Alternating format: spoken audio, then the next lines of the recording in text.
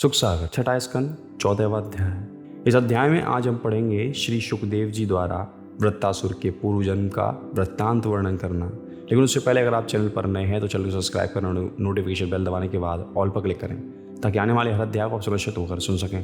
तो चलिए इस अध्याय को आरंभ करते हैं। इतनी कथा सुनकर राजा परीक्षित ने श्री सुखदेव जी से पूछा, महामुने, साधु एवं वैष्णव श्री नारायण के भक्त होते हैं।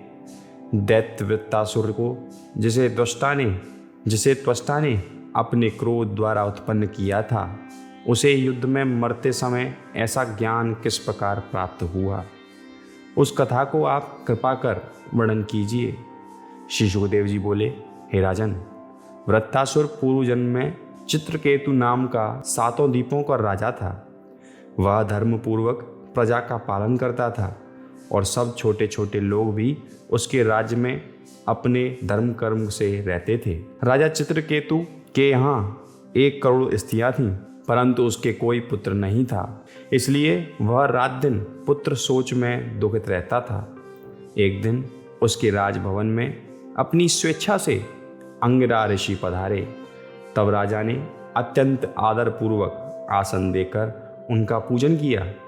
तत्पश्चात ऋषिश्वर ने उसे उदासीन देखकर पूछा, हे राजन, तुम इतने धर्मात्मा एवं प्रतापशाली राजा होते हुए भी उदासीन मुख क्यों रखते हो?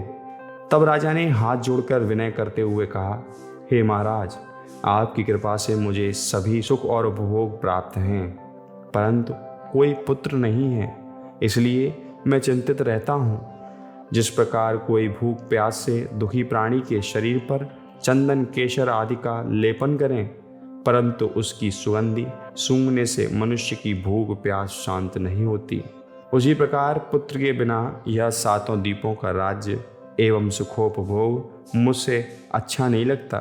अतः जिस प्रकार कृपा करके आप पधारे हैं, उसी प्रकार कृपा करके मेरे इस दुख को भी दूर कीजिए। चित्रकेतु के ऐसे वचन सुनकर ऋषिश्वर ने कहा, हे राजन, तुम्हारे भाग्य में संतान नहीं लिखी है, फिर तुम किस लिए इतना सोच करते हो? हम तुम्हें भवसागर से पार उतारने का उपाय बतलाते हैं। तुम भगवान का भजन करो जिससे तुम्हारी मुक्ति हो। राजा बोला, हे महाराज, पुत्र के बिना मुझे ज्ञान एवं ध्यान कुछ अच्छा नहीं लगता। अंगिरा ऋषि ने पुत्र की अति इच्छा देखकर उससे कहा, हे राजन, जो आप ऐसा हठ करते हो तो तुम्हारे एक पुत्र होगा, किंतु उसके होने पर तुम्हें बहुत हर्ष होगा, परंतु बाद में महादुख पाओगे।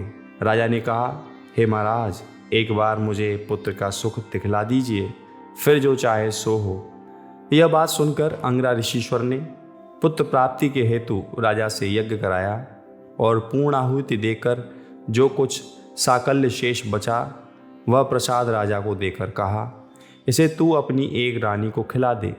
जैसे ही राजा ने वह साकल्य अपनी बड़ी रानी कृतधुति को खिलाया, वैसे ही हरी इच्छा से रानी के गर्भ रह गया और 10वें महीने पुत्र उत्पन्न हुआ। चित्रकेतु को उस बालक से इतनी प्रीति हुई कि उसके प्रेम में वह दिन रात बड़ी रानी के महल में पुत्र के पास रहने लगा।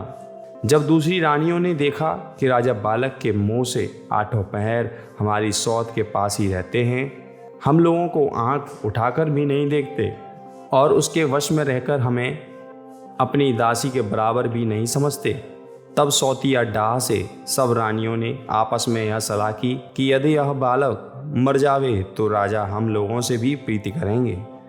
ऐसा विचार कर एक दिन अकेला पाकर किसी रानी ने उस बालक को जहर खिला दिया, सो वह लड़का मर गया। तब कृतधुति रानी ने उसे सोया हुआ जाकर जब जगाने के लिए गई, तब उसको मरा हुआ देखकर अति विलाप करने लगी। जब राजा ने यह समाचार सुना तो रोता पीटा हुआ वहाँ जाकर पृथ्वी पर गिर गया। वह 12 पहर तक ऐसा अचेत रहा कि उसे अपने शरीर की सुध तक न रही। राजकुमार के मरने और राजा के अचेत होने का समाचार सुनकर नगर में हाहाकार मच गया। इतनी कथा सुनकर सुखदेव जी बोले, हे राजन, स्त्रियां अपने पति एवं कुल का भी भला न चाहकर केवल अपना सुख चाहती हैं, इसलिए ज्ञानी मनुष्य को स्त्री की बात पर विश्वास नहीं करना चाहिए। और ना उसके वश में रहना चाहिए। उसी प्रकार यहाँ पर 6वें स्कंद का 14वां अध्याय समाप्त होता है। लेकिन अगर आपने अभी तक सुख सागर के बाकी अध्यायों का श्रवण नहीं किया है तो उन सभी अध्यायों का लिंक डिस्क्रिप्शन में दिया गया है, जहाँ से जाकर आप सभी अध्यायों का श्रवण कर सकते हैं। और हमारे चैनल मित्र यशोदा शर्मा जी को हमारा तहे दिल से धन्यवाद। और अगर आप लोग भी हमारे चैनल के मित्र बनना चाहते हैं तो मात्र 29 रुपये प्रति माह से आप हमारे चैनल के मित्र बन सकते हैं, जिससे आपका नाम भी हमारे इस वीडियो में लिया जाएगा, साथ ही आपका नाम पुकारा भी जाएगा। हमारी अंत में एक विनती और है कि जितना हो सके यथासंभव इस वीडियो को अवश्य ही शेयर करें, ताकि हमारे जितने भी भारतीय लोग अपनी संस्कृति से विमुख हो चुके हैं उन्हें हम अपनी संस्कृति की ओर वापस से रुझा सकें। और यही है सकारात्मक परिवर्तन।